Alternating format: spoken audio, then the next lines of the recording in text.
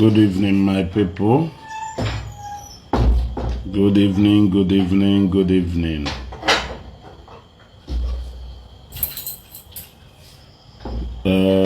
Because only about this program, Metro Maka na share button. There we are, Dobby Raymond. Dobby Raymond, good evening. My people, sorry for a bit late. Sorry for a bit late. Today it's very stressful. That very stressful. Onye Jeremiah Zomta, Kensilo Keke, I greet you people. Because use the share button. A very funny and fulfilled encounter today with one of the disciples of Mazi Mathias today na Nime Trade Fair. Nime Trade Fair today. But my happiness na that guy Igbo confirm confirm na Ezeaku online is even, in fact, confirm that na Ezeaku online is even nothing compared to Ezeaku offline. Onoseri kadal ode a bit of attention, the attention mother draw today na spanda. Then around na that block ya say ogodo na eme. You other go. The attention mother draw today. Nkeshi uwezoke. Edunwa dancing.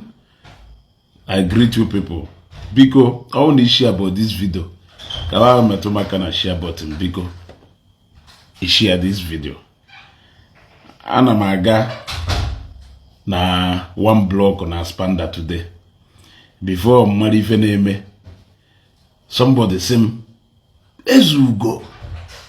Evangelist, okay, you are welcome, sir. Somebody say, Ezeaku. Ezeaku can na favor. Oh, Ezeaku can na favor. Mtono ne na mo. Rush yasim Ezeaku Global TV. Say yes. Obialu kwen naka bie moma e got go Frank Tigana Jonathan ipu Iri Ji zuzuru kapuru si ebe apo ofeke zuzuru si ebe apo eso ona agwa hu na okwu dewu na ebe unu belongo na zuzuru po ya wuru mmakapu from this place ewu ofeke ifi ikpu n'imi ka ntike anu ofia COVID anana mana COVID ekateka na boso COVID ewu you to the talk nke ndị ọzọ na-ekwu ina na obloku ka ha na-ekwu weso ka ha na-egbu ofika amụhụ mgbe ekere nke ụkwa ma gbapụghị ebe a ma no ide nonsense ebe a wụọ nge woto yes ebe nọ we karịghị ụwụ na mma ada ekwue n'ọnụ na express ife niile nchọrọ ịgwa mana ngụ nwaanyị dekata kọmentị ebe ike agwụ ewu Frank Tigana Jonathan ewu atụlụ. You two they talk too much. Mboy ha camera. How many minutes in you better life? You share neighbor ofeke.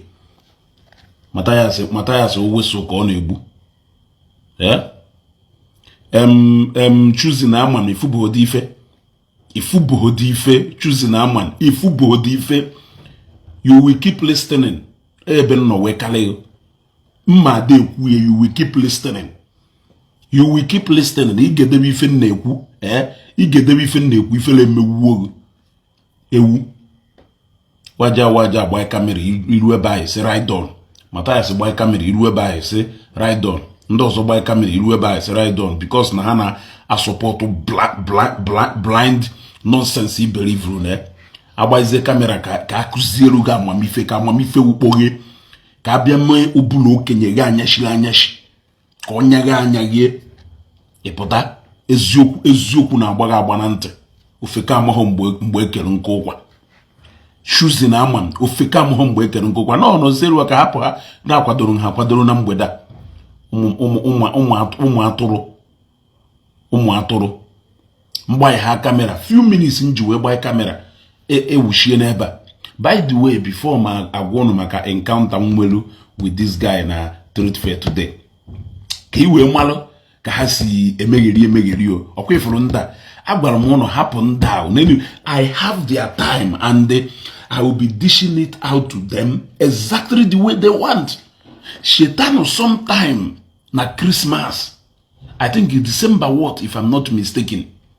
Oburu na ije na page Mathias, you will understand exactly what I am saying. Mathias na village, we run a village house here, uncompleted house. On akpugoro ne, we say video, hanchani ne we na tag Ezugo, come and see. Mathias is not a poor man. Come and see. Ezugo, did you see the mighty building Mathias built in the village? Come and see house, Ezugo, come and see house. Umwokoko. Eh? Chenobulu mmadụ niile yado as daft as obolo ha. Ha chenobulu mmadụ niile yado as dull, as blocked as obolo fa. Ha na celebrate here if koluno Mathias na mansion Mathias na village. Eh? Nyaka ako selune tina ifa. Hamapota. Some of us can build this 100 times. Can you pataro jese uncompleted building? Tie na photo. No how na complete Isiagu no one. Esen na ndan fodo n'ime ha nwere amamife. Amamife kọrọ ha. Ụfọdụ n'ime ha amaghị ife. Ụfọdụ n'ime ha enweghị ọgụgụ uche. Yes, ọ na-eme once in a while apụta in this manner ka ha wee ghọta ka ha si agba ofe, ka ha si agba nzuzu agba, na agba mkpokwu agba. You got to go. These are the people who think that everybody should run away for their nonsense to stand in this 21st century, in this millennial age. Yeah? Onye jem azomta enwekwala idea mgbe nke amelu uncompleted building eme paint na village arocha boy arocha ka odogwu na kpuru n'ime wee gba Christmas. See ye camera na agwa ndị mmadụ na ọhụ Jesus nyeri ega na without Jesus don't luna no nwekwo mgbe o ji wee gba n'ọgụnụgụrụ ha ncha niile nọrọ na comment section na-echi ya up yeah na-echi ya up na ndị omenala bụzọ eziokwu tagịrị m na that particular video pekata mpe ha karịrị 40 onye tag ya Ezugo come and see the house Ezeaku lụrụ na village. Come and see the mighty duplex all over the village. Come and see house. Ezugo, come and see house. Mathias is not a poor man. Mwofeke. Unu cheno. Ne powerful. Ije na vida ha kumelu. Na owolo ni wonya mahife. Ese God, I thank you. Owolo na arobunago ki nefenu. Ike na arobunago. Owu ni ihe kpere arobunago ni ihe kpere Chukwu. Ese good luck. All the best, brother. Woye na onu ga ye bende. Na akpasimenti gara ọnụ. Woye na akpasimenti ahụ gbapụ je ebute. Woye na anyị ma ego na na-ele akpa shippings. I mean triple shippings. Anyị ma ego na na-ele Attire 37 eji emachi foundation. Anyị ma ego na roofing sheet na ada n'afịa. Ọ bụrụ je bịa. So ifu ye toye. Yeah? Ụfọdụ n'ime ụnụ be bịa dewela anyị I can build this within the space of 1 month. No. If you ndị alụ nke Mathias lụrụ within the space of 2 days. If you ndị alụ nke Mathias lụrụ within the space of 2 days. Mụ na ụnụ na Facebook until ụbọchị unu ya decide mmadụ ife bido iche echiche ka mmadụ. Mana for as long as unu decide na ụnụ ya amụ ife and ụnụ ya dị iche echiche ka mmadụ, I can only come down for a good discussion mgbe unu decide ịmara ife. Mana ọgwụkwụ maka ka unu wuru nsọkwu wee chụpụ ndị mụ ife n'ụzọ ọ ya wọkọrọ unu ife ọsọrọ unu na-ekwu. I don't happy na one of you from n'ime Aspanda today wee fụ na m ahụ onye nwere ike ifuni sị ka ịkwa aka ma ọ ifuni gị imetụ aka. Yes, ọ fụrụ today wee mara na Ezugo offline na ebube Ezugo bụ offline karịrị nke bụ online. Ọ bụrụ tọkọ ka a na-ekwu n'ọnụ. One day you will see that you confirm more. One day you will confirm more. iwe ma na ọhụ noise ya unu na-abịa na Facebook abịa eme unu chere mma niile ya gbafuru unu mati nwa mama do meet uncompleted building people are tap off from that blessing mana akụti nke unu echetara ya na ọrụcha bụ elu danụ nke ahụ ọlụrụ manya wụrụ na ịrụcha in fact gbuo foundation mbịakwa ebe ahụ ị na-egwu foundation mmeri pesịrị pas na abụbata wee zọrọ ngosi si God I tap from this blessing achọghị m ịma na igwuchazi eriri foundation ahụ idozie blọkụ edo maka na ife dị mma ka a na-engomi ife dị mma ka a na-engomi ịghọtara sometimes mechie ọnụ don't say anything but allow your wisdom to guide you ịghọtago sometimes mechie ọnụ allow your wisdom to guide you. The other day ọ na-egosi phone ye na phone a 1.5 million onwe onye chọrọ ikwu okwu whatever point ọ sọrọ enya wụrụ no point ya wụ ife ọ na-portray na that video but we did not go and start looking at the phone ọ na-eti iji 1 minute video maka phone ahụ otiri only said something about phone ndị ọcha rụrụ and all this and not paying attention to phone here and they go no global phone here. But imagine no onye doka ako mo another person made such kind of videos. If ha basta no dey no so say ma ka eji 1 point something million a go phone no dey na nka nji wonto ta ka na atute no dey no fodo n'ime ayi nya fold wu new thing call to us. You got that? Fold wu new things call to us. But the fact still remains that food is a phone and food is a nice phone. So now for the naka Mathias Ezeaku Ejiofor na food aha ezigbo phone. You got to go now for food n'aka ye or $1 ka afọ n'aka nwota ngwo. Yes. So ka ife kpatara mmeji ejekwube ọ bịara igosi ai food ka iwe ma no nya no nwe food 5. Yes. When I know that food 5 is a good phone and it is a good phone mmadụ supposed to use. Now, that is the mentality unu nwere ike kwụsịnwu. Unu na mmadụ enwe ike engage nwo in an honest conversation. You people should stop being malicious. You people should stop being malicious. Stop this your bigotry. It will not take you to anywhere. Bitterness in kono do second to none. Wickedness in kono do second to none. For the unu do more wicked more than the devil himself.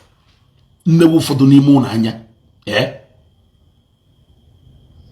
Cyprian Modestus ana me share comment ka nwe wo nke everyday Mathias nwoke go and learn work from JPAC and stop gossiping like a woman ewu atoro ka ewu no now on if na atoro Cyprian Modestus eluka.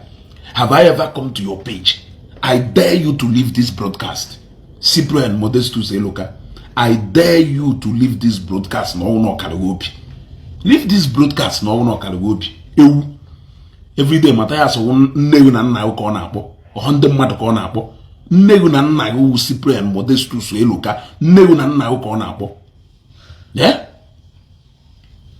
Ịghọtago nnewu na nna ka ọ na-akpọ. Ewu. Unu ye atarum unu na unu eme na no JPAC obido mebe ka gono. So e blame homon. Okwo Cyprian Modestus awogo ono kpuru JPAC no na comment section today. JPAC awona gono. My friend, Borunu JPAC. It is not even a minus. It was never even an addition before. So why would we consider it as a minus now? Nothing was lost after all. Cyprian Modestus eluka okpu mumu nkegu na-eme press up. Mumu nkegu na-eme press up. Ofeke nkegu ka na-eme press up na nya ofeke nkegu ka na-eme warm up. Ewu debe comment. Engagement ki eji comment yo na page ya. Yes. Engagement yo nke mkwuru ekwu ulu page ya, nke ikwuru ekwu ulu page ya. Nke ikwuru ekwu ulu page ma, nke mkwuru ekwu advantage page ya. Ebe no we carry you.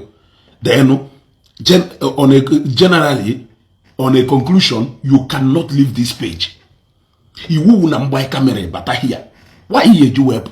You must put information on the ịmakwa ife na agwa gị eziokwu is just that na ekwensu jikwala ngwa ọrụ nke na afịochisịrị gị ntị na ịchọghị ịnụ eziokwu na ịchọghị ịnụ eziokwu. Is it my fault? It's not my fault.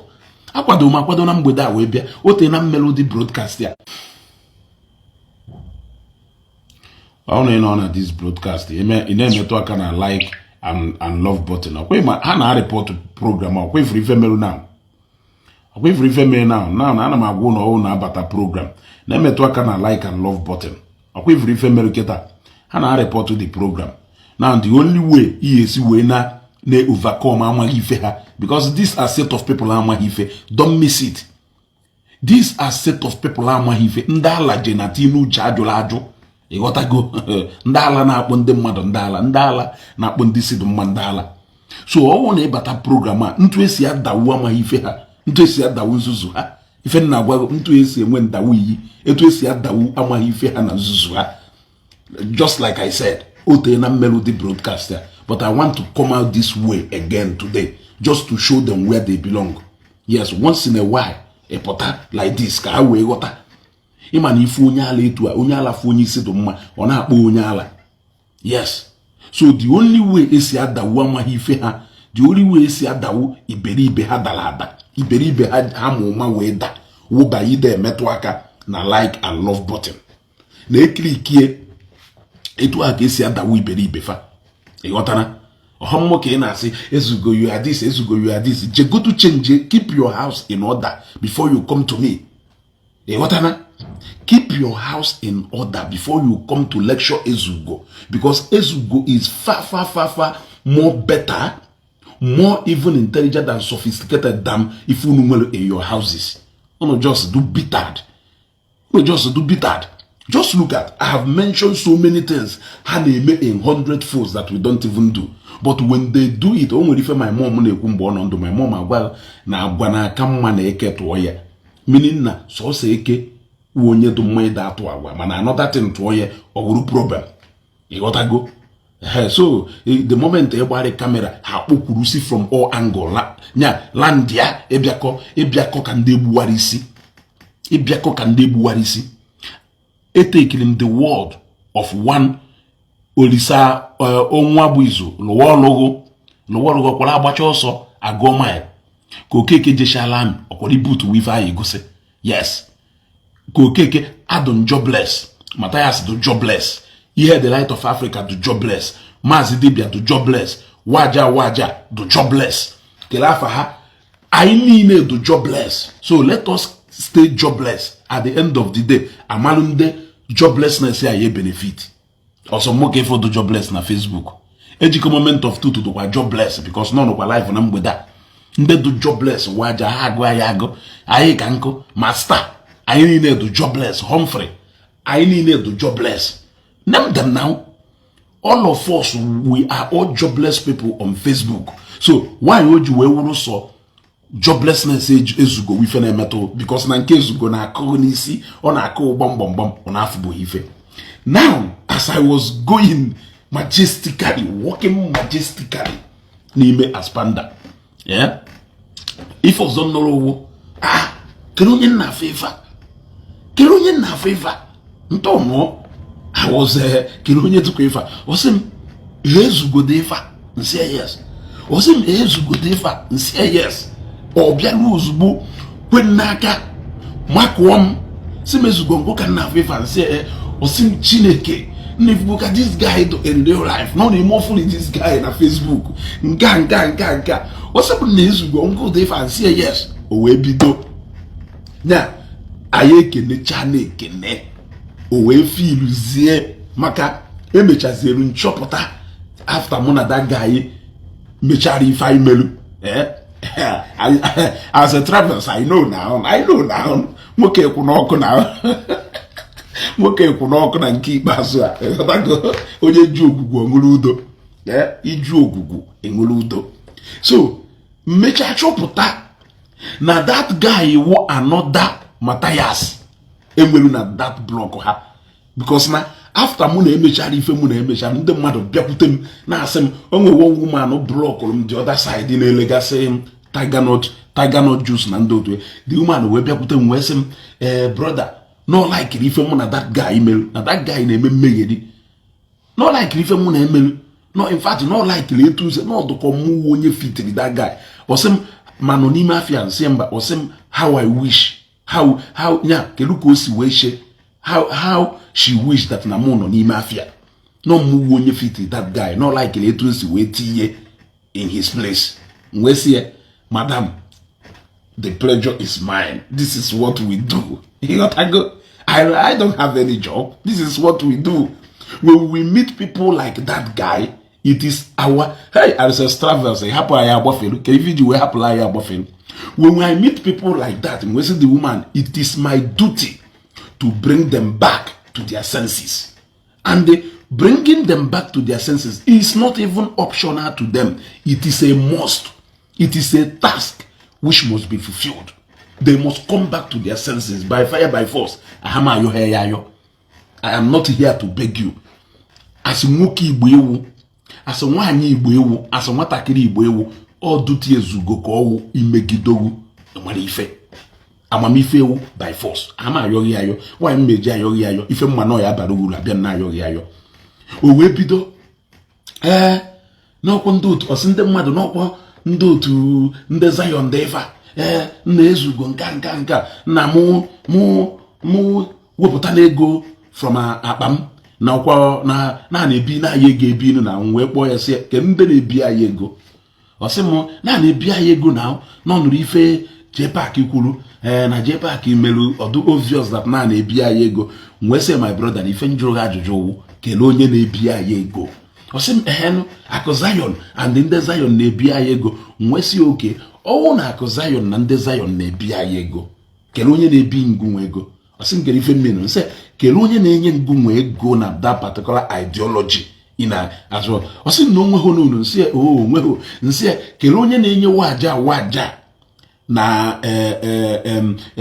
kele afa ya ihe dị ha ego ọsị m na onweghị na onye na-enye ha ego nwesị oke onwe onye na-enye ha ego mana o nwere osisi n'ọsọ nwa ya ọsị m na ọgọdụ na onwe onye na-enye anyị ego na Facebook m na ma monetize gị na Facebook na-akwụ m ụgwọ n'ife niile a na-eme n'ọnya kpatara m ji wee na-agbagharị ife niile a na-agbagharị nwesị is that so nwesị ịmakwa ka settings Facebook na-adụ ọsị m yes nwesị ya oke ka ife biko ọnụ nna n'ife na-ekwu somebody dey elu m yes ọnụ nna n'ife na-ekwu somebody dey elu m yes I want somebody to write yes ọnụ nna n'ife na-ekwu somebody dey elu m yes here somebody dey elu m yes na ọnụ nna n'ife na-ekwu I want somebody to write yes for me okay another person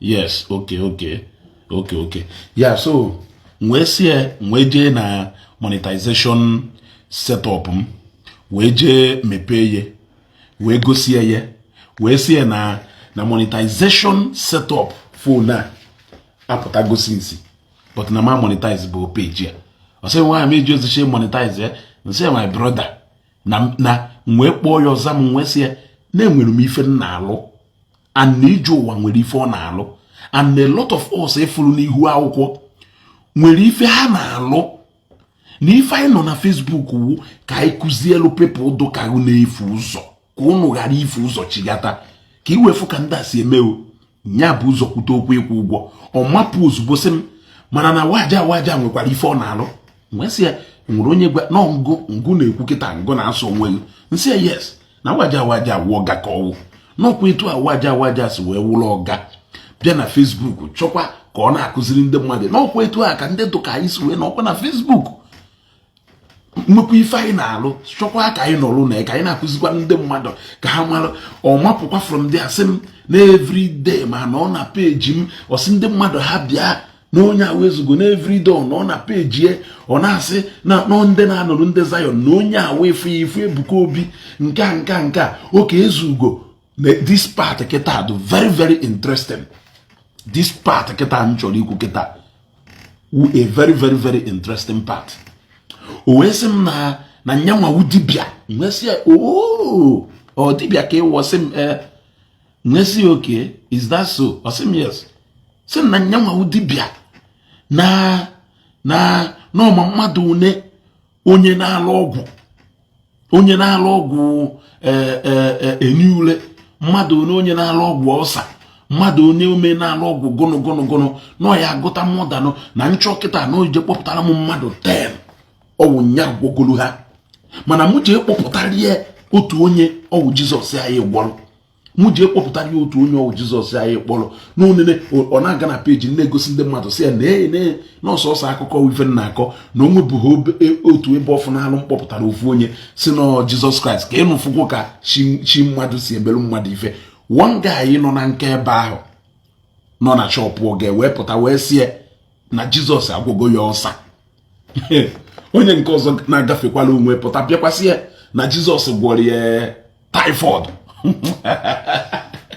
na Jizọs gwọrọ ya typhoid mgbe sie na Jizọs enwekwana nke ọ gwọrọ m na anyị enwegotere ihe ya then nsị ya gbadazie na peji na ọ na-ịgbadagasị ya na peji m n'ihi afọ onye ịma na ife a ha na-eme na Facebook ha na-eme in real life ife a ha na-eme na Facebook ha na-eme in real life they may succeed in getting people like J-Pack who are not alert n'ime to know the game a na-agba but mụnwa I know the game they are up to and I will equal to them in any pattern, in any system, in any antics ha ji wee sure he play that game. You got to go now osim na ngosigasi ya instances even na my page nye reference say n'ime 1.5 million ahụ ịchọrọ iwepụta wolu 50,000 n'ime jeme inquiries of so and so 10 ọ na-aba okwe oke ewuta ọnụ ọ na-akwụ n'elu na-akwụ n'ala nna ọkpọkọta ife tọziri ma amụ ndị mmadụ ji wee mmụ ya amụ gwogwo na n'ọkpọkọtara n'ọgwụgwọ mọdan mmadụ 10 na ha chọọ oje kpọta mmadụ 10 na ya kpọtara mọdan mmadụ n'ebe a nwee sie ọga ọkwesị na n'iwere n'ọgwụ gị na-enye wee gwọọ mọdan mmadụ 10 nwa bụ nke Jizọs Kraịst anyị gwọrọ ọsịm yes nwee sie achọghọ nke kpọtara m mmadụ 10 jee kpọtara m mmadụ 5 ifiruru na-egwogo ọkwa dibịa ka ewu jee kpọtara m mmadụ 5 ahụ ebe a na m na-enye 1 million naira kaachị ebe ndị mmadụ nọ osukele a n'ozugbo ọkwụgharị nsị ị na-akwụ n'elu si nsị ebe a sị na ya akpọta ekwuo n'elu ihe ekwe nsị na ịma na ife aka mụ na unu na-eje na Facebook na ewota fat ụna agbagharịba na unu na-ala ike ide nsị na m enyego instances and references of ndị Jesus. It is not me who will go and verify to you. But na nna asizigo kpọrọ m mmadụ 5 ịmakwa ife onye agwara m onye awụ onye Oraifite ka ọwụ onye awụ onye Oraifite nwanne m nwoke na Nnewi onye Oraifite ka ọwụ o wee sị m na ọ dibịa ka ọwụ na ọ na-agwọ ma ya na ọ na-agwọ all manner of things o wee sị m na Ebuka Obi enwebughị onye ọgwọrọ na mbịa Oraifite. Maximus Patrick, we are dealing with the most confused set of people I've ever seen. Makashku, afubuhum nde so confused ka these people are na na make ife na nke ikpeazụ. Confusion ha na me press up in another planet. E ghọta go. Negative mmadụ na agba mo. Somebody gwara m sị m na Ebuka Obi na edebe ahụ na o nwere power Jesus o ji alụ ọrụ mana na abịa na Oraifite na oje na Oraifite be ha kịta na ndị ala jụrụ ebe ahụ na-akwụgharị na onwe nwee sie na-eche n'iwu dibịa ọ sị m yes nsị kere ife kpatara na ịchọghọzi iji ike ahụ iji eme dibịa wee je gwawa ndị ala nọ na Oraifite bụ will you wait for Ebuka Obi ka o si Imo steeti be ha wee bịa Oraifite bụ wee bịa gwa ọlụgụ ndị ala nọ bụ wanyị na ndị Oraifite ketara a powerful dibịa dụka ọkwụpụ from ebe ahụ ozugbo kwujesi a na-alụ churches hapụ factory mgbe kpọkwa ya ọzọ zam wee sị ya ịgbala na lụọ factory ọ na factory aha ya operate nsị ịgbala na kịta alụọ factory or na factory higher operate ọkwụpụ from ebe a ọkwụpụ ịma na eke ha si akwụ kwum onweghị ife ha pasịrị ime. They only want other people to be, they want to be doing the talking while other people will be doing the action part of it. Does it happen anywhere? Does it happen anywhere? So se ekwu ife ha ketara ile ha na agba ile ha na agba katapu. Put a little bit of action n'ife na-ekwu. They cannot do that. They cannot do that. Ona akwari okupu eba okujeba okupu eba okujeba. He later came and okay, I asked him a simple question. Mwese Oma, they talk a lot like parrot. But it's so unfortunate that now, even in their talking too much, they still believe that they still believe that no other people need more without them listening to what they are saying. Nothing practical. Jesus rescued me from spirit of gambling through 20 years ago through a prophet of the Most High God. Thank you, Maximus Patrick. Thank you very much. There are too many testimonies. Now, when people are even na expand ebe ahụ nọ na amanye enu akwutu ahụ, ndị mmadụ nọ ebe a na-share their testimony, not even Ebuka Obi, ọ bụrụ Ebuka Obi ikpelu ndị ahụ ekpere, ndị ahụ wee nwee that breakthrough. People nọrọ there. Oshefuo na memwego 3 people there, Mwa and 2 other people. Nyamwe produce ho, even one person. Nyamwe produce ho, even one person. Upon now we produce mmadụ 5 out of mmadụ 10, I will give you 1 million. O produce who not even one person who just sukelana. Now, gente, mwejo yase, mana bi emana anama da joha a very intelligent question ha. Mwejo ya wese Ajuju before we even went into that conversation. Ohoko berifo, even na goko way to influence your men a program. How I wish na munye mmado phone say na cover. Ndị mmado dada onye pụta okpuru na-ene ndị mmado pụta mkpọtụ ebe niile. Mkpọtụ ebe niile oche na ezugowo na n'ofugo m ta na na-ekwu na Facebook n'ofugo nta. So oche na ezugo ya wo ifuzie in real life. Intimidate ye but no need to go akwụkwọ the book of Ezugo chapter 1 verse 1 when you meet me in real life on the ground and you engage me if na nari a little bit of garnishing to get name na Facebook. Yes, because I know I have a lot to say, but due to Facebook so o confirm o produce even one person. Who produce even one person, but they produce nya people there, even ndamaro ndepotaro there. Now, immediately this guy, balam, mwejo ya wese, he believe no guna alolo. I asked him, he believe no guna alolo. Osen kerife mmeno say, let's say keta ni ife na siri mmadu ike. Onya weje na nke dibia we gba afa, we gbacha afa, we gwe na ife a na-emeghu and no ife dị etu a ka ya eme iwe nwere onwe I believe ne no sim yes no believe ne na ọgwụ na alụ ọlụ nwe sị I believe ne and ọgwụ na alụ ọlụ now onye agwara unu believe ne na ọgwụ na alụ ọlụ and ọ dibịa ka ọnwụ chetakwa na ọgwara m na ndị ala jụrụ orift be ha and Ebuka Obi achọghị ịbịa gwo ndị ala now ọgwụ na alụ ọlụ and ike nyanwa ji wee wuru dibịa mana ọgwụ na alụ ọlụ o ji nwuhu that power wee gwo ndị ala be ha mana ife nji wejo ya ajụjụ ahụ na agwanye na mbịara ilu moto ịghọtago o wee sị m why not mụnwa iwere olive oil wee je gbakwasa na moto ahụ ka moto ahụ wee dị mma kere ife nji wee bịa ịlụ ya alụ so mgbe o kwuru datin ka nnọ wee jụọ ya si ya iberivu na ọgwụ na alụ ọlụ ọsị m andọ dibịa ka iwu ọsị m nsị anna dibịa gwọọlụ mmadụ ọgwụ nọ na alụ ọlụ ọsị m yes wee si ya na mma ajụ 2 questions kedu ife kpatara ụnụ nwa ndị dibịa na ndị dibịa ndị ọzọ ji eburu moto ha jee na filling station gbaa ihe fuel moto ha mebie ihe jee service ihe kedu ife ngụ nwa nọ n'ime afọ ebe eme na ị na-eme business why na ihe sukela na n'ụlọ nọrọ ebe a wuru spirit invoke spirit ihe eburu ego butere ego ọsị m na ọ ife ọjọrọ m na ife ọ na-ajụ m ọgwụ ka ife ma efurie sometimes they sound so illogical but they don't even understand when they're going, when they are pointing one finger and the 5 or 4 is pointing back to them.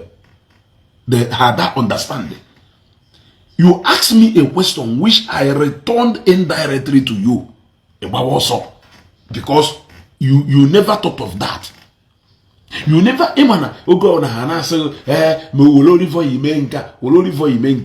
they don't think twice. This is somebody Dibia. Dibia possesses the spiritual powers. Now there is another part of that thing. Where can you Dibia? Can you Dibia? Onya ego cowries no.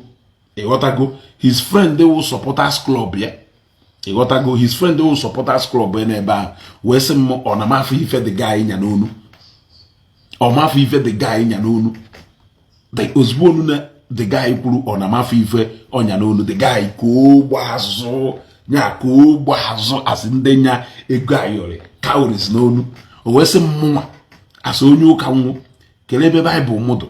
Mwesia na iya jono mukere ebe Bible mdo na ebe ona nya ega yoro n'onu owuru nya meregu ewuru dibia owuru nya meregu egbasi ike nse ngwa ne kwanu nke mgba n'aka ozugbo onu ngosiri ya nka okpupu and then ubosi igori fa na gwa ni igorie idu protected ni igorie idu protected mwesia nke enya n'onu keri ife enya n'onu na-eme n'onu keri ife enya n'onu na-eme n'onu. The guy fumechi niile o nwere ike oye ekwe ka nwere anya mfie and mbatakwa autopass echi niile achọrọkwa nya jekwa na that line. Yes, mbatakwa autopass echi niile achọrọkwa nya jekwa na that line. Egwu ada atụ afọ oburu ụzọ ife anyị na-eme n'ihu akwụkwọ we don't fake it. Onwezikwa ndị na-efake ha fake we. I don't fake it one bit. Adam fake ye fake. But say ya from real on the ground. Confront one with any topic you feel I need treat now. What? It's either you are glad you did, or you are disappointed, or you will be disappointed that you did. It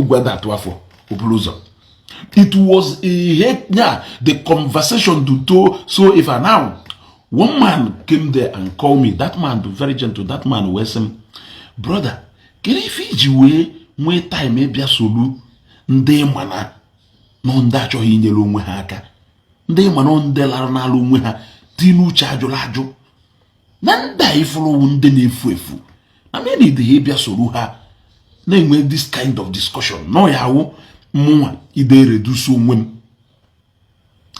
to their level mwe say the man oga o nwere ike ma onye nwu mwe kowa the man we say go and check. No nda we even na aluzi na Facebook na no nwere ife ozo na alu. Ịghọtago? No nda wunde na alu na Facebook kita na olu no na Facebook alu kita wunda. So na mo dole glad that no nya when really courage e confront mu with such ifa ona abazi na amu na akwuna okwu eba owolu mma gbuo onwe na okpa eba. Now, let me summarize to you. If any na unkulu, let me summarize to you point Ores Gasri and the Eben Jaguar na hana de logical. Number 1, osiri no e dibia ko dibia na warrior. Dibia na wonde mad. Ebuko bi a prophet. Kedife prophet na eme ofuolo ka hana aponalo. Now, ngunwa jike alo bunago na ndị otu ewere alụ ọrụ. Ebuka Obi ji ike Chineke ike Jizọs were alụ ọrụ. Ekpo alo bunago wee mife na-eme mmadụ adụ mma. Ebuka Obi kpọ afa Jizọs wee mife ọ na-eme mmadụ adụ mma. Now you are there n'ime afia, right there n'ime afia ebe na prove nnewu dibia na-ewu dibia. Ị nọrọ ebe ahụ na confirm rum na man is God to man.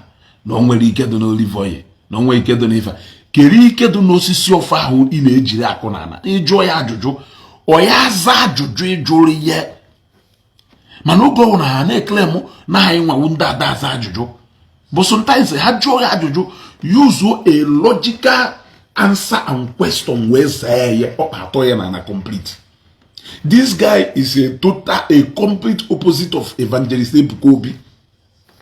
ofife ka go na eme the only thing one half iji eme nke go dị iche afọ nyanwa ji eme nke dị iche. What makes you think that you who is communing with the spirit to do whatever thing in them and they confirm no go na alu olu e confirm ko lu no go na alu olu don is agbaro say okwe e confirm olu no go na alu olu yet e bo no go na alu olu which is ogwu ekpo spirit e blow wow po jeme yo olu man he believe ozi o do difficult he believe that na mmadu nwere ike ikpokwa afa Jesus yaza ife de ebube me who is fooling who. Now you even went as far as egwam no rift ebono ngo na agwam na ya kpoputara mmoda mmadu ta ya na egworo gakwa n'ilu wolu egbe gbo onwe no kpaba egwam na ebugo obi ifuru na ebugo obi shonya bia rift ebono ka ekpokotara ya ndala na akwugharị ka ogwo ha mana ngo nwa wudi bia no rift e ya gwoni ndala no bono ya gwoni ndala no bono na ebugo obi ya bia gwo ndala no bono okwa ifugo. Now ịgba ego ayori n'onu whatever thing ịkpọrọ ego ayori out to you so ngoma and I don't care munwa by my own n'aka. Why do you have problem with ife amgba n'aka? Why ni nyashisi ego ayori onu ike nyalie n'onu ka asị na ode ichikibu? Why do you have problem with that? If you ngwa udibia nwere ike ije mechanic, why can't I go to the mechanic? Obro na ngwa udibia nwere ike ije mechanic. Keri ife kpatalo na ma ije mechanic. You see? Obro na ebuko obi nwere ike ije factory hapu church. Why can't you go and build factory? Now, onweziri a very interesting part ebe ndị mmadụ no wetizi ọnụ. Mwese my brother, na ife ọwụna a na-eme n'ụwa na mmadụ n'idiri ifu ndekayo ijene emulate from them. What do I mean? No any footballer no n'ụwa I suppose either learn from Messi or si Ronaldo.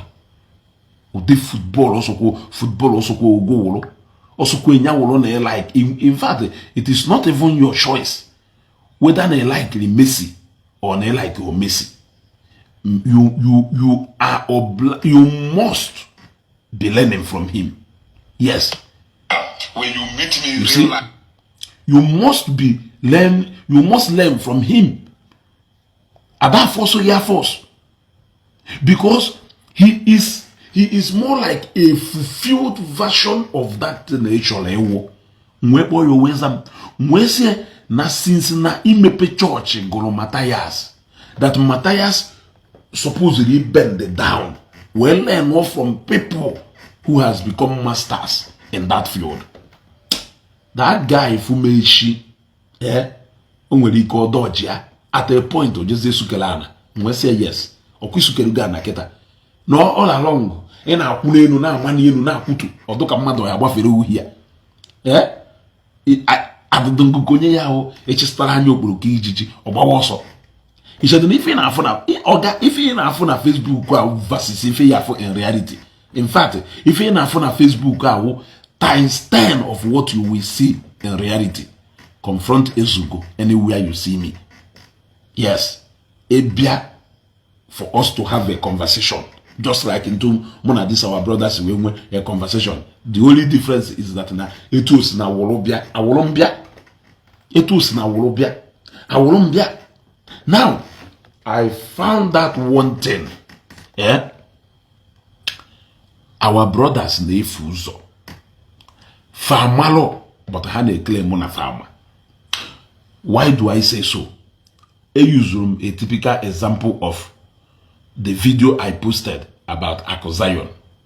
Now, B-Lord so many times has posted his houses and cars.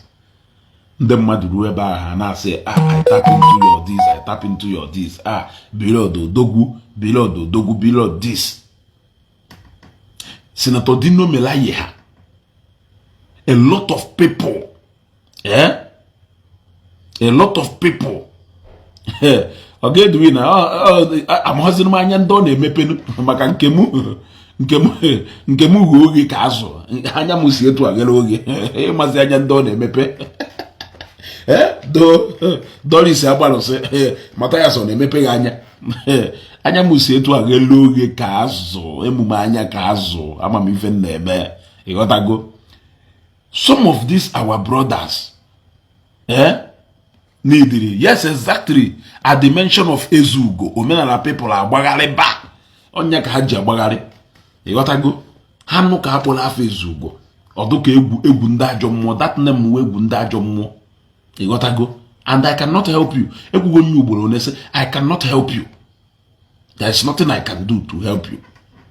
If you don't like that name because I am telling people the truth, which is the truth, don't forget, everybody claims that they are saying the truth. But at the end of the day, the truth remains the truth. And it cannot be changed. Yes, the truth remains the truth and it cannot be changed. Onye no si no Ejiofor, onye na si no Ejiofor. Ofo mo onye jiye. A lot of people have showed their project. And the people in hell go far. Mande kusiri nke ha mbono na foundation. A lot of people has showed their project. Why na akuzayo na ye gosi nke ye? Kedi fo ye gosi nke? Ifo ka ha si eto uncompleted building no Mathias. Ifo ka ha si eto ye mbo gosi na December. I repeat, more than 40 people tagged into that particular project. Let's go come and see Mathias' house. Nyaka ako gosirego a solid house. A palace, Lekki standard. Ifana loketa. Ifana loketa. Nyaka blue money halo chalo. Nyaka a lot of guys no chani ifana make it vintage interiors. Udu na ka halo chalo. Okay, do it. I'm on me for so you mepe my eyes there. Can you for so you mepe my eyes there? Afukona no 99 or 100 ko ya wonfo. Hapuko no moro do n'ihu a do ka ya se. Afukona no 99 or 100 ko ya wonfo. Abogazie mo so. I have seen things. I have seen things in this my age to tell you that God exists. That Jesus Christ is the Savior. I have seen things enough to tell you that God answers prayer. I have seen things enough to confirm to you boldly that miracle exists. Yes. I have seen things enough to tell you that now when you encounter God, when you encounter Christ, iyadazi ekwoku hearsay. Iyadi ekwoku hearsay. Yes. Iyadi ekwoku hearsay. Now I have engaged a lot of this our brothers Lege Mathias Hunter. I found that not so many of them do so ignorant. So many of them do so ignorant. And when I interact with them, I will see a reason not to stop.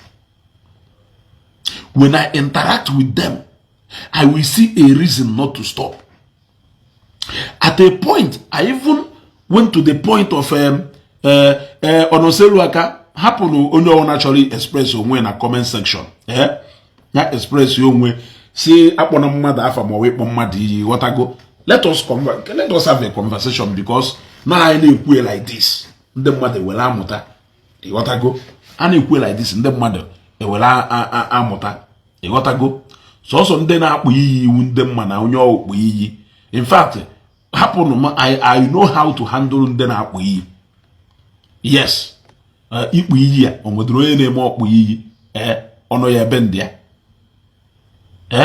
Okay, doing when you encounter Christ one-on-one, you won't even need evangelist Ebukobi to come and start telling you about Christ. When you encounter God, when you encounter the Holy Spirit one-on-one, when you have personal relationship and understanding with them, you don't even need any pastor or any prophet anywhere. Yes. That is when you are going to know the potential of what you have in you. And I am talking to you from a personal experience. Personal experience. That I must have to go and they stand in a church and they say hallelujah before God can answer me.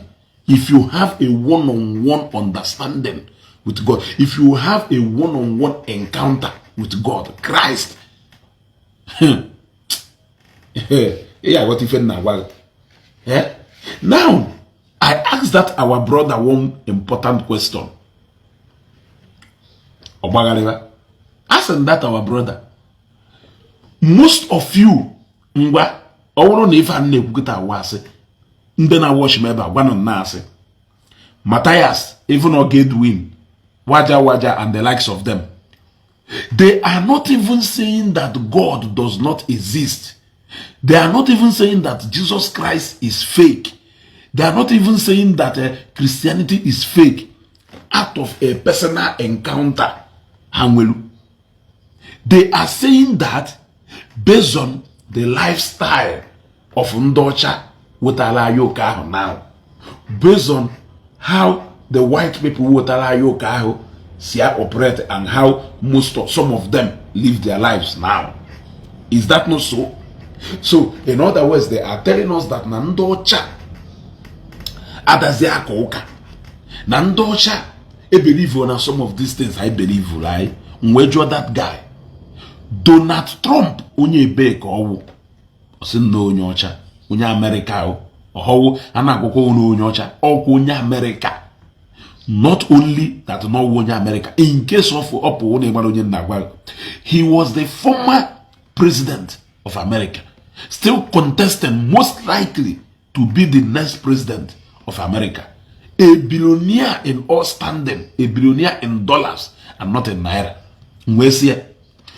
Overuna Donald Trump wonyocha and the one-time top 10 most powerful people in the whole world. I believe in God. I believe in the Bible. And I believe that Jesus Christ is the savior of the world. Mwese the guy. Onye kangoma wo na nenecha Donald Trump abem believe ifiku. Onye ke iwo onye ocha ka ibidogo by that. Okwese no ndocha na ndocha na emefa na ndocha na emefa. Iwo onye ocha. By the mere fact that na Donald Trump wo onye ocha, ogbagodo nago 10-0. Now for the fact that now he was once top 10 among the top 10 most powerful people in the whole world. Obago 4-0.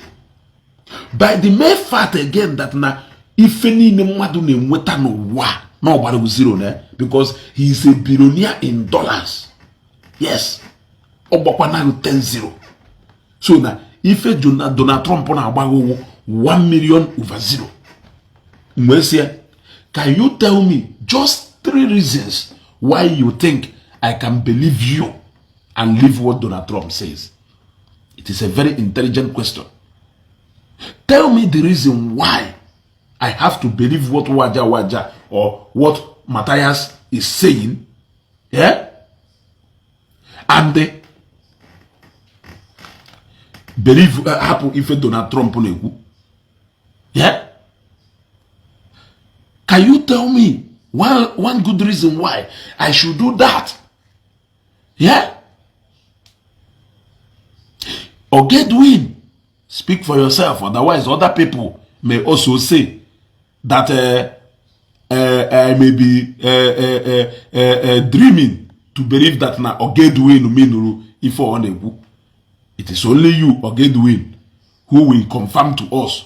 They believe na of a true they mean if in ke just maloma na ekwu it is only you. Yes. So why do you think that also na me believe that na nki in ekwu ba no obi no si no obi? Yeah? I am asking Ogedwin, how can you confirm to me now because I'm not on Nimo Obi ni jobi unine wole ekwu ifi in ekwu keta.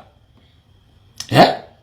So, you want to start judging what Donald Trump says. Are you Donald Trump? Do you live inside Donald Trump?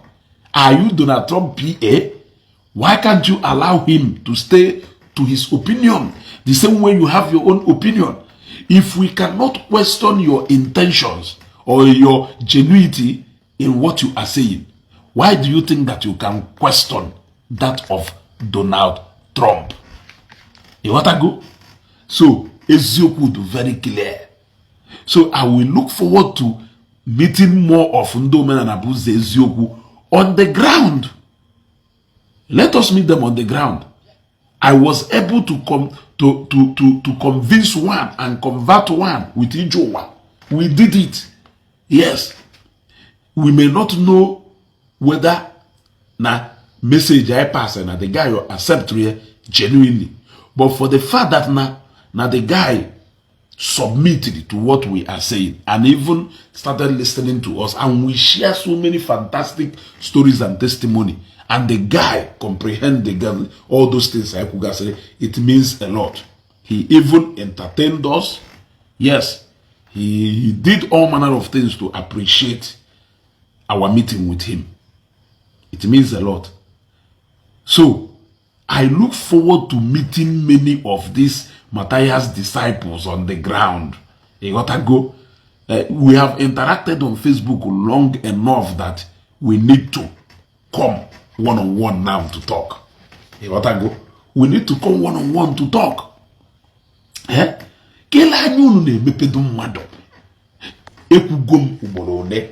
The more reason why I cannot believe what you people are saying is,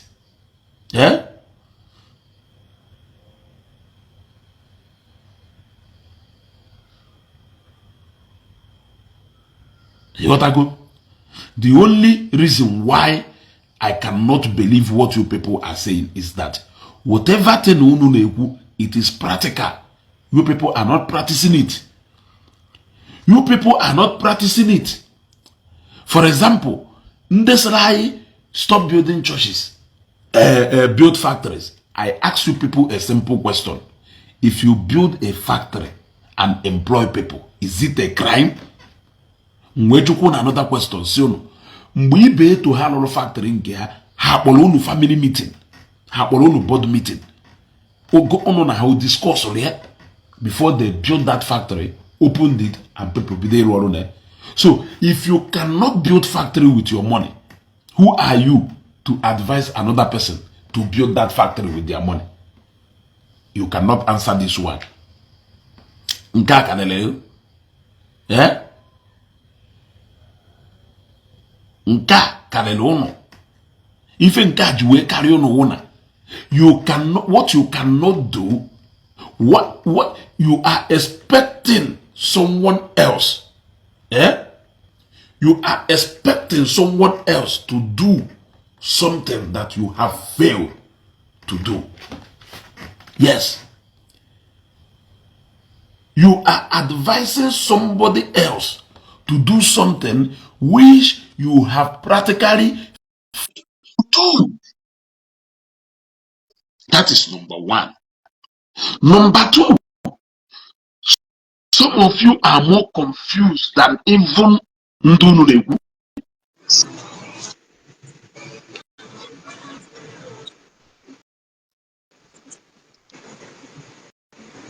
Can you join? You got the go see. Is it network? Yes, okay. It's not about Imenyoko. Okay, Gavaniru, or they're joining or Bupta or Fuma. But if we can hear your voice, then it's okay. Yeah, it's a nature you put something. So Gavaniru, you want to share something with me, Gavaniru?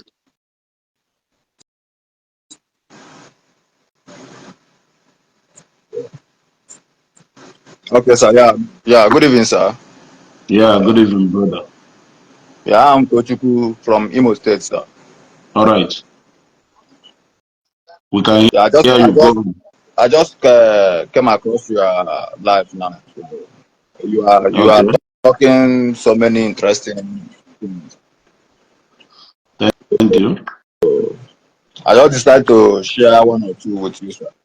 I don't Okay. know how you feel about it, but this is 18 plus story. Anyway, let me just make it brief, sir. Yeah. I'm a DJ. I'm a DJ and a blogger, sir. Okay. Yeah, but I've been passing so many challenges in my life now. Okay. So many challenges. These challenges has been eating me up for years. Because I came from a family of nine. From my little kid, from my childhood, I started witnessing so many sad story, as in death in my family. So.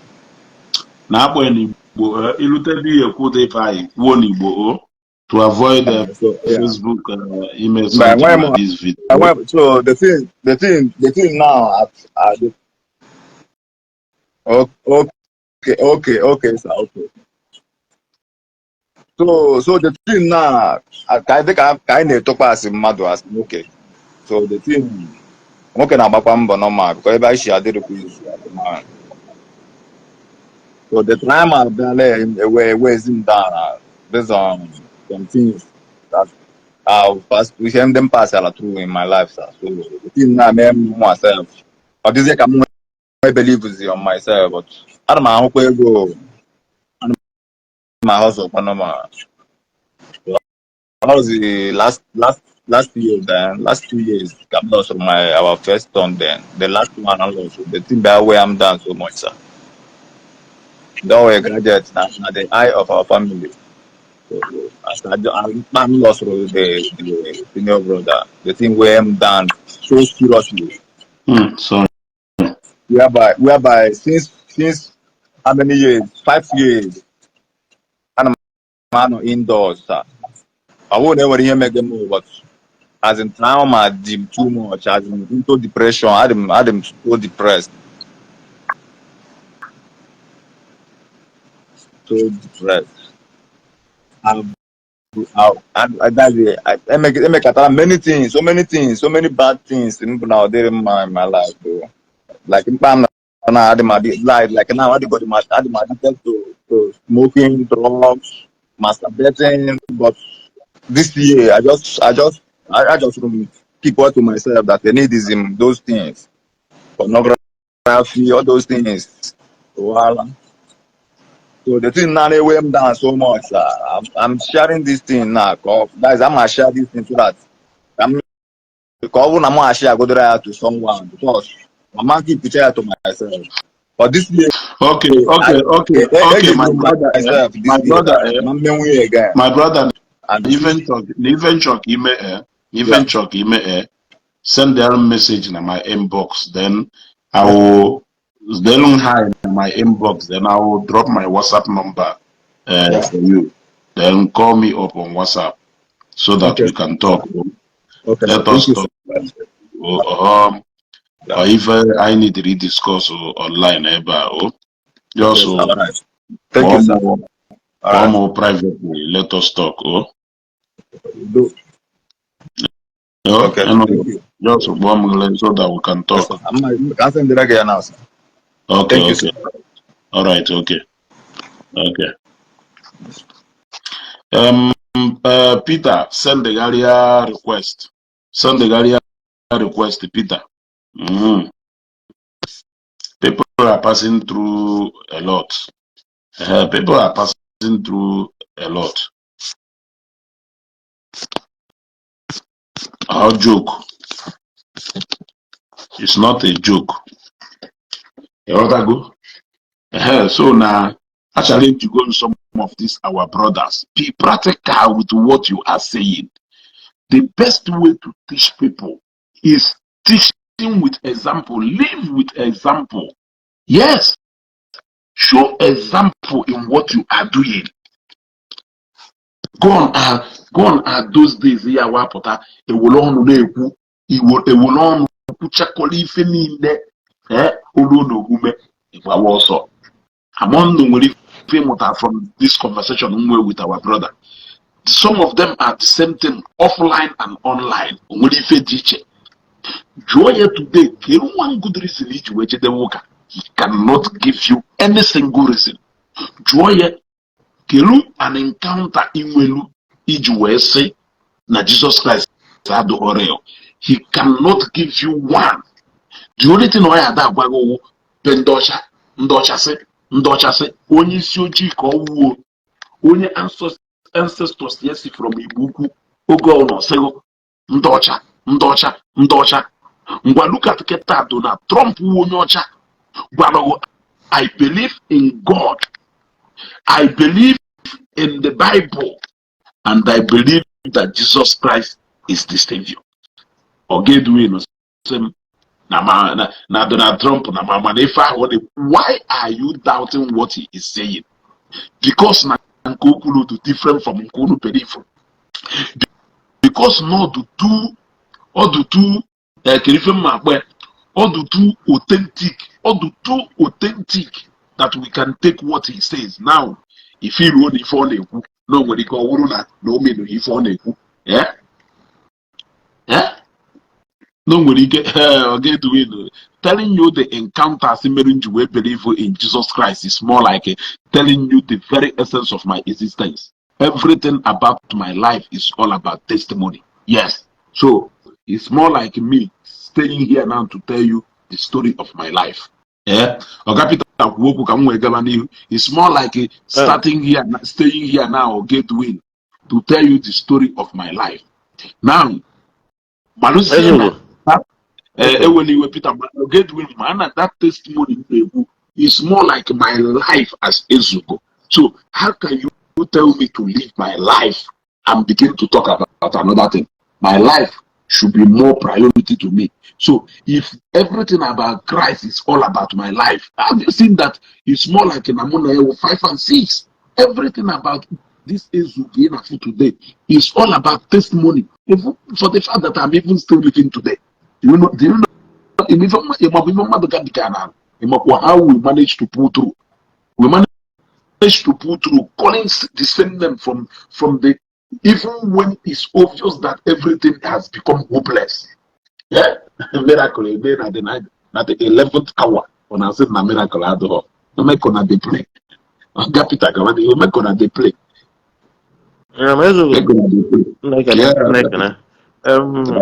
Ina financial request ịbịa accept mbịa declare ya ifesi mbata onye na-ekwu okwu mgbe ka ntị ịgwa ọga na ọbụla time ikwu ndịrị okwu a na ka ntị ịbata bịa gwa ya so if you say that thing onye ka ntị declare as chọzụ m ịbata. Let me talk small something. Edwin na-ekwu okwu ihe na onwe ngwa gị jọda dị a sịrị gị na onye na-agwawa ajụ okwu nya cross n'onu bịa gwawa ajụ okwu nyafịa Edwin efu na-aga ụka so imagine Edwin George there n'ụwa kịta abụla ebe mmadụ na-agba aka na Ezeaku mụ na ama mgba aka nọrụ n'ụwa kịta ịghọta ide agwọ ọgwụ onwere iji ide efe Chukwu ị nọrọ n'ụwa kịta ọ fere nke ka ịbụ onye na-ama ọgwụ ọfụ ga-eji test ya ma onye si na ọgwụ adị ma ọgwụ adịrọ ọbụma maka biznes onwere ma ajụ ihe juru eju na ọgwụ dị.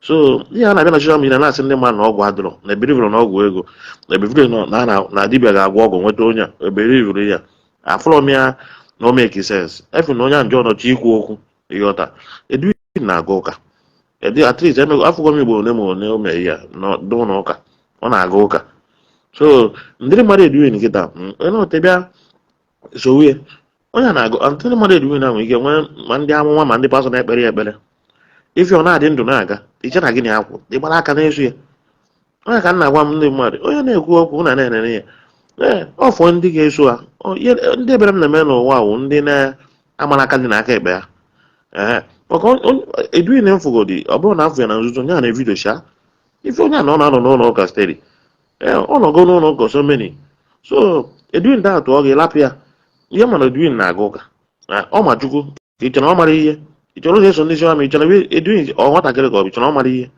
so lapụgodi nke ahụ nọmba 1. Secondly for ndị na-abịa ekwu okwu Trump amụgara na Trump na the whole world na ụzọ na ihe na-ekwu onye ikpọ ndị ọcha ikpọ onye ahụ onye ọcha ikpọ ndị big man onye ọ niile ị ga-akpọ nọmba 1. Edwin sịrị Edwin sịrị I visit church but I don't live in the church. No, Peter ije kịta na Zion na ihe afọ room 101 ebe a ka m na-ala ha Edwin ọ sịrị I visit church but I don't live in the church. Okay, Edwin sịrị visit the church, no problem. Also, I visit No the church, problem. but I don't live in the church. We were in Zion or in church, even the now room number In a room. 101, even now. Ọ bụ visit ha nka Ezugo nakwa ebe a nwere room. Ezugo before nwere room na church. Before Ezugo nwere room, ọ na-visit go to is a visit. So it's a normal. Ezugo na visit go to, and visit na anakwa. Enwebeghị room, but Ezugo man no go room there. So now, if you na the other way around, Ezugo. Na nke bụ eziokwu na ọ bụla okwu niile ka a na-ekwusi okwu. Ihe a na-abịa after ekwu na social media. Asị gị Chukwu adịrọ. Nwanne mmadụ dị ndụ ama convince m nlapụja Chukwu ahụ gbajara ebe one lapụ m afọ ahụ ma afọ m na Chukwu ka nwoke ahụ na-agwa gị na onye afọ cross n'onu nwoke ahụ na-ekwu na onye afọ cross n'onu kịta onye ahụ ajụrụ ka onye ahụ ihe ike mee kịta ọkpọ Chukwu afa ịma na ndị a nwere ihe mmego ha ka nwaanyị na-eme nke jee pak sendịrị mgbe ahụ onye na-eme ihe omenala nwaanyị nwa sị na ọ bụ eze nwaanyị oyere ka Chukwu adịrọ oro ụbọchị ihe si anaka dapụ otie Jizọs ịma na Jizọs nọ so ndị a niile machi ihe a na-eme ihe a ka ọ na-aka akụkọ Ezugo mark my word ma nwaanyị ha ncha niile na-eme ka ọ bụ na a na-ekwu okwu na program ihe onye ọ na-achọ ọfụrụ ụwa na-ebi odo nke ya ana m agwa gị fat Ezugo ihe m na-agwa gị chest obi m niile ka m na-agwa gị nwaanyị ha ncha niile ma ndị nọ US ma ndị nọ ma nke nwa nọ London na-ada afọ period ya na-akọva ha nche niile ihe a na-eme ka ọ bụ na a na-ekwu okwu nwanne nwere ya gba aka nobody gba aka yọta oke Ezugo ndị question ịlafụ ụlọ ụka ọhịa Mathias na-eme ka eji soro a na-eme wee bụrụ mmadụ n'ụwa ndị na-ebe ọkwa ego ụka ka a na-atọ ọnụ ihe ọzọ na-enwekọ ndị na-ebe anwa isi ihe niile ebe a ndị mpa na ike ụwa ọgwụ ma ndị kọndọktọ na-enegoro onye na-ebe anwa isi na-enegori atọ sọwa aja ahụ ịnọsị na anwa ebe ahụ onwe na ebe a ndị na-ebe ahụ ogbenye so what are you talking about ọ ndị a ka ihe eso ị na-aga ụlọ ụka ọdụka akpọ ọkụkọ kịta akpọ ọkụkọ sị gị ka ọ gwọrọ gị ọkụ ibụrụ mmadụ echi iprosidie maka na ị na-afụ ihe ọ na-eme amtị na-afụ ka ọ dị so kedu ihe na-eje ya agbadoro onwe gị agwa m onye chọọ ka convince onye a ngaba fọmụ ahụ mmọnwụ ụmụ obodo abịa na-aka aka ụka nna iche convince gị convince ịmụ ihe ịchọ a sị gị na Chukwu adịrị ikweta gawa Trump gwa gị na Chukwu dị Trump mepere onye sị gị na Chukwu na ntọ believe in Bible kedu ebe Trump kwụọ Mathias na-agụcha primary 6 ka m gaji ewe ntị Mathias ịfụ na mebi na ndị ụka elendigo ndị useless ịga fake miracle juru eju from Bible fake miracle dị Yota, okay. You're then the side. Not the case. From your side. Okay. Pugori bata. So, because the picture did win, or just they joining. I had them for here, or get win ever. Or get win something. So, Ezugo.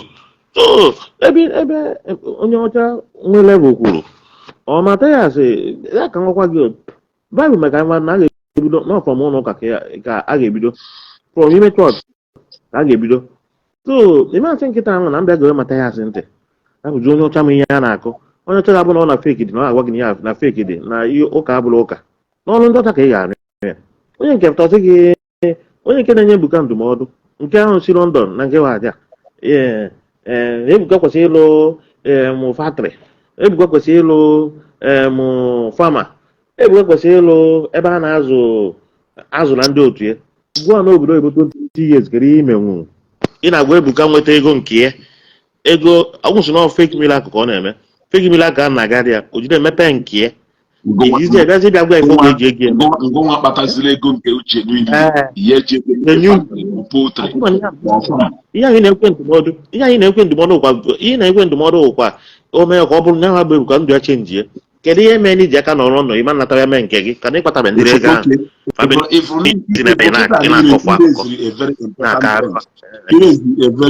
a very important point kịta Peter ịsịrị na ife a wife ya wụ na ndụmọdụ ahụ ọ na-enyekwa Ebuka Obi wife ya wụ Ebuka Obi mee ndụ ya gbanwee na ifu na ife na-ekwu na program na-ekwu sinsi onye lụrụ factory ọkwa family you enjoy proceed from that factory. Of you get enjoy here. So why are you bent on pushing another man to go and get richer? When does it mean that you don't want to get rich? Yeah? ịmakwana gị ndịda datin na ime na ede ndụ ga-agbanwe were nye nye ọzọ ndụmọdụ wee iji ego ahụ ime ka ebe na ịma njem ebe iji dị mọ na ime ị na-enyere onye ndụmọdụ. Another question na Jupiter M. Ha sị na ndị o nwere ife mfurugoro ezigbo dere ebe go. Ọ sị na ọ bụrụ na chọọchị achọghị ime anything about na ọ bụrụ na chọọchị achọghị ime anything about ka ndị chọọ ya. You people are not getting the point. Nobody said there is no God. What we are saying is that prayer don't solve problems, and pastors are using it to scam people. Number one. Okay, kita nwa. Okay, Chukwu adigo kita. No na ekpere adozi mma. Ebeta na egwu na Chukwu adigo. Mba Chineke do Chineke Tommy. Onwo nke ọ na-alụ. Ya Chineke do completely powerless. If he is powerless, that he cannot do anything, why is he God? Peter, Lord so powerful, not so powerless that he cannot do anything. Why is he God who is stronger than all mortals? Why is he an extraordinary human being? No any power to do anything. That is number one. Peter cannot go here. Okay. Why is he? Why are you going to call him God if he has no power to do anything? That is number one. Then for those of you now argue the fact that there were so many fake pastors, are you going to stop going to the hospital because of fake? Are you going to stop wearing clothes because they were fake? Are you going to stop eating food because they will need to fake it? Are you going to stop going to school because they will schools to stay? Tell me anything do in this life will fake. So it is only church shop that go with fake pastors. What if Ndi Omenala bujelu ndị bai na-misinterpret omenala were na-eme alụ ayaye osi wuru maka ha sejes na omenala osi wuru maka fa fejes na omenala. Teresa Road nọrọ ebe a na-akọpi note ịkọpigide notu a kọpicha notu a ị na-akọpi ya na agụ ya ejeghị ime ịgbarụgbaje China nwụọ na China kịta isi China gbaje America. No, America, Isi America, whatever. Meanwhile, you can never go down to Umuze Benayo, Ibuku Benayo, Arondi Zogu Benayo. Since the month Ijule made the comment here, but Ndocha, Uno do so inferior as human beings. I'm sorry to say this.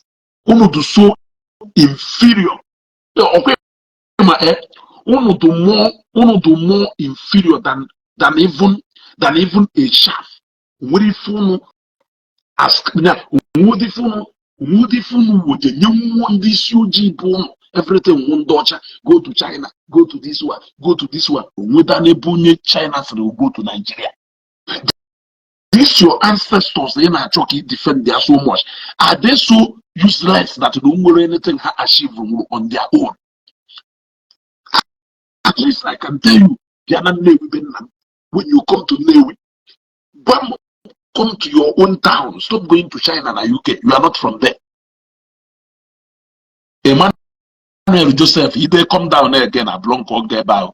This is the second time he did. If they come down again, I'll block you here. When we fish on either here, they don't tell me to come down. Don't tell me to come down. If they come down now here again, I'll block Congo of this post. Then that is the only way you will step down. That is the only way you are going to step down. What I go? Hamato already onye yawo jee no Igbo ijego Igbo Land only no Igbo Land ya da ajuma ajụjụ na ajum only no Igbo Land ya da ajuma ajụjụ na ajum. If demonstration you to melo boss ya, if demonstration youth mere ụbọchị a be ndị ọcha ebe ha na-asị Jesus Christ is the king. Jesus deceive we no ụnụ na-edeceive n'onwe ụnụ na-edeceive n'onwe ụnụ ruo na na-edeceive onwe ụnụ. How many young children carrying Bible when we have seen small children carrying Bible preaching na the street of Bendosha? You know, how many people? But more than 70% of Oyibo children are carrying Bible. In case if you don't know, more than 70% of Oyibo children are carrying Bible. Yes. For the new no the people do Lagos. Mane no. Manifesto in on Germany. In on Germany of all places. In on Germany of all places. When I jump, how many Oyibo people? It was shown in on Germany. It was shown in on Germany. Because only on Germany, this is the most funniest question you can ask me. How can you ask me how many Oyibo people are carrying Bible? Yeah? How can you ask me how many Oyibo people are carrying Bible? Yeah? So I'm done with you. I won't reply to you again because it's obvious that you are speaking from an uninformed point. Because in on Germany, how many Oyibo people are carrying Bible? Germany, population of Germany, how many percent of Christians? Is Germany not more than 80% of what my brother Farid Buzo, they don't even have it on their phone. They carry Bible. They carry Bible. Germany is more than 70% Christians. It's more than 70% Christians. Yeah? So how can he or she even be asking that question? They deceive no one. My happiness owner, that route back. That ancestors who they back. Una confirm go by that they are useless, not useless in as a person useless, but the useless meaning is that they have not really done anything that is going to be so attractive that we can be eager to go back to their ways. Because Jane America, Jane UK, Jane Germany, Jane Bendosha, Umundochone, Bendosha Ubenayo. Omenala hina say ya chiga jemebe. Omenala ndocha. Omenala hina say ya ije. Omenala ndocha. The fact una ha need ụfọdụ n'ime ha need ka iwota ha ma kupe isi ka we reason because they keep shooting themselves without knowing that no ha they shoot onwe ha n'ọba. The same ancestors back. You want to use, you have confirmed to me that the standard in Dutcha is the best. If Oyibo standard is the best, it means that that religion is also the best. Do you agree with me? Do you agree with me now? Yeah? Do you agree with me now? Can everyone ask me? Also, Ezugo, you will do what? I will bring to be okay. I don't understand it. They feed their offer. Yeah? You want to go? Kelo Ushe, Kelo Yasemo, bring me in if I Kele engineer Simeon Ushen. Okay. You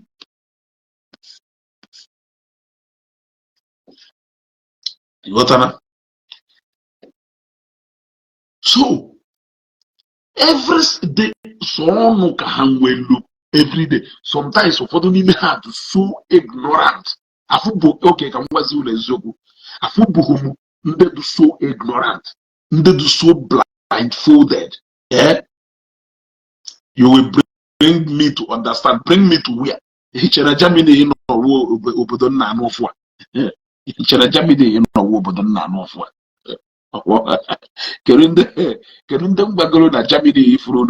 I grew up seeing how what Lufthansa scattered all over my house.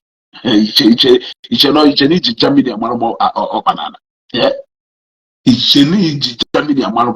I grew up seeing how what Lufthansa how far Manivia and to yes Germany. Only in 1999, even before or flood on Afia by. Yeah, or bro. or Ezugo, the fee will ye we malo Ezugo and Jejuese. Jekene Juese, Jejuese, we malo.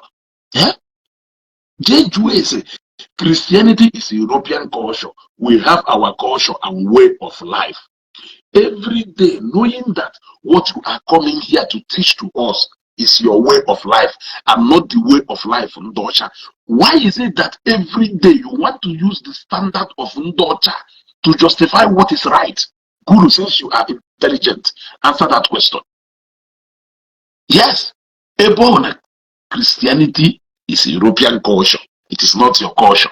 You want to go?